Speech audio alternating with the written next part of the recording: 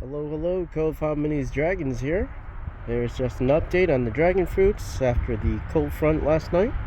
We were supposed to have 2 more cold nights, but look at what the damage has already. See that white spotting on the branches? Mainly on the mature branches, and some varieties have it worse than others. And some varieties like Denise's Pale Pink here doesn't have any issues at all. If you go over here to our Israeli Yellow, that's got some cold damage. But then on the new growth, looks good. Just on the mature branches. And even on this hybrid, no issues here, even on the new growth. And then, if we go down the hill here,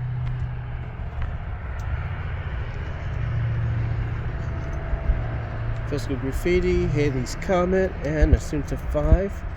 They didn't have any damage on them at all. Same with Hana. And then over here are Maya. And hey, this one is Delight. Delight, this one is beautiful and green, but look at this. Oh, it's all white. So Delight's got some damage on it. Medusa looks good. Bruni got a little damage. But the rest looks really good. Our fruit punch did pretty good. No damage. Just a little bit, slightly, but not much. Let's see. That just like a little spot right there in the center there. But the rest of the plant looks really good. Here's Medusa with some cold damage. And some more from Delight.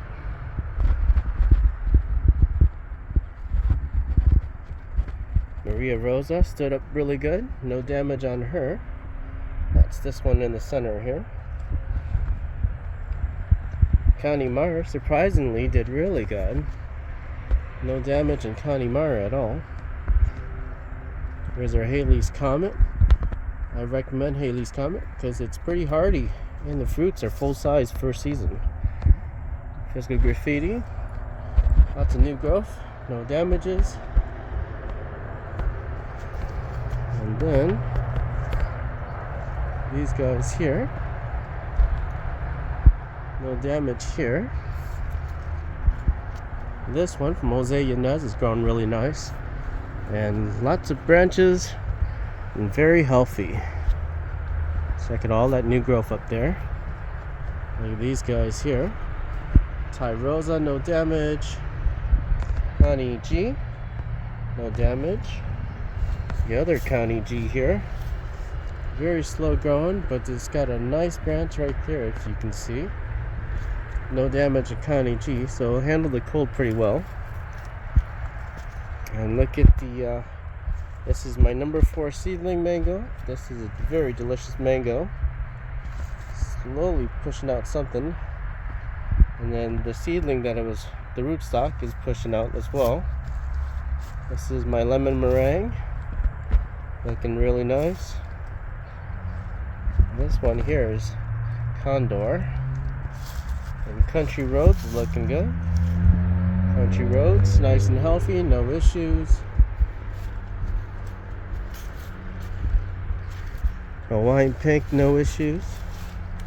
And then our Kiwi Berry Noid is growing a bunch of new branches. That one's a nice one. It's self-fertile and self-pollinating. Over here we have Sophia Red with this big beautiful branch here. It's going the opposite direction, so eventually it's going to get cut and propagated. And look at these purple Kaimito, looking good. These are actually holding up pretty good compared to the grafted one, or the air layered one on the other side. My Sapodilla is looking good. This one here is a grafted Floragon. That top part right there is Floragon.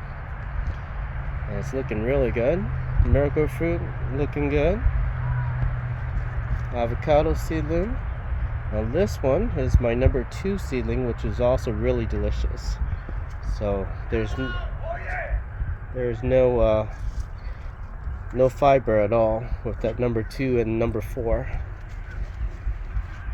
And then this is the other side.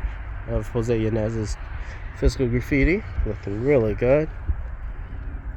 My jackfruit J31 seedling, looking healthy. And here is my lemon zest. This is the seedling, the rootstock. The lemon zest is starting to grow out real nice. And this one is Donovan's Laverne Red. All the new growth looks good, except for this portion right here that got some cold damage. And then Townsend Pink. Look how beautiful this branch is, nice and healthy. And we've got some new growth on it, some new branches coming in. And this guy right here, that is Neon. So I sold my Sugar Dragon. I have Neon available. So if anybody wants a trellis ready Neon, they can come get it. I like it much more, or much better, can't even speak, than Sugar Dragon. And right here is our Taiwan Red. This is our Jindu. And no cold damage. Looks very healthy. I still need to put it in a bigger trellis, but it's giving me fruit in the 7-gallon, and there's 3 of them in there. My tamarind looking good. Pineapples are doing good. Should fruit this summer. And then here's my Kwonglong Self-Fertile, my Leo's G1, Leo's American Beauty. This is a Purple Megalanthus, which is struggling. And but this one here is an unknown Noid, and it is growing like crazy. The fruit on it is red flesh and is super seedy. It's hard to kill, so it's good for rootstock. So that's what I'm gonna do. All these branches here, I'm gonna let them grow out, and then do the twist graft, twist the branches off, and put a new branch on there from a different variety. Red Crystal, looking really good. Got some new branches growing. This unknown one from Caroline is still taking its time to produce anything. And then these two here are our White Flesh self-fertile variety and self-pollinated. Our B19, which is going to be B21, because last season our fruit was 21, and bricks at 21. It was really sweet and complex. This one here wasn't as sweet, but it was still pretty good.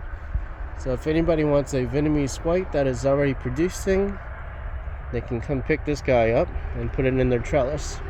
Great for pollen source. And this one here is our Mayanoid. We got 3 of them. There's 2 on this trellis, and then there's 1 on the hill. And that one's really good. Another one of my favorites. This one is our Israeli Noid. This one is my only plant that will change flavor and flesh depending on the pollen source. A lot of people think it's crazy, but I've already tried with different pollen sources, and I have proof of flavor and flesh tones, and that's really crazy too.